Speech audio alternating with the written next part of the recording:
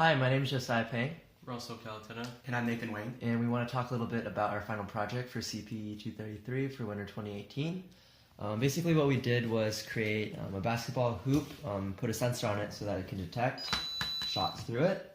Basically the way it worked, we put a distance sensing sensor, and that's connected up to an Arduino, and that Arduino basically acts as a debouncer. We filtered shots from the sensor, or data from the sensor, through a couple conditions. One being how far the ball was away from the sensor to count as a shot, and the other one was how long it took for the ball to actually fall through the net. And after that, we checked those conditions in the Arduino, and if we did register a shot, we'll send a digital output into the Basys and treat that as an interrupt, and we'll also basically light up these LEDs and sound a buzzer. Additionally, once a shot is registered, it'll send it to VHDL, and with our assembly code, we will be able to increment a 7-segment display with every registered shot. And once you want to reset that, we have a reset button that'll put that back at 0.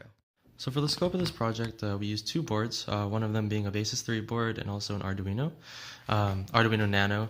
The Basys board is being powered by a micro USB connected to a computer, while the Nano right here is being powered by 3 AA batteries. All of these external components and wires are hooked up to a breadboard, and also with corresponding wires connecting everything together. We're interfacing with 3 external peripherals with the Arduino Nano. We have our piezo buzzer right here, a switch, LEDs, which are right here and right here, all connected together. And then on the front side, we have a sensor under the rim that detects when a ball is made. For the most part, this is what the wiring looks like, but the most important part is the digital output that's being sent by the Arduino when a shot is detected, and it's being sent into the PMOD board of the Basys and incrementing the score by 1. From there, we have the Basys, the Arduino, and all these external peripherals, so that's how this is connected for this project. All right, for the software component of our final project, we used our rat wrapper, and on our rat wrapper, we added an extra one-shot component that we made ourselves.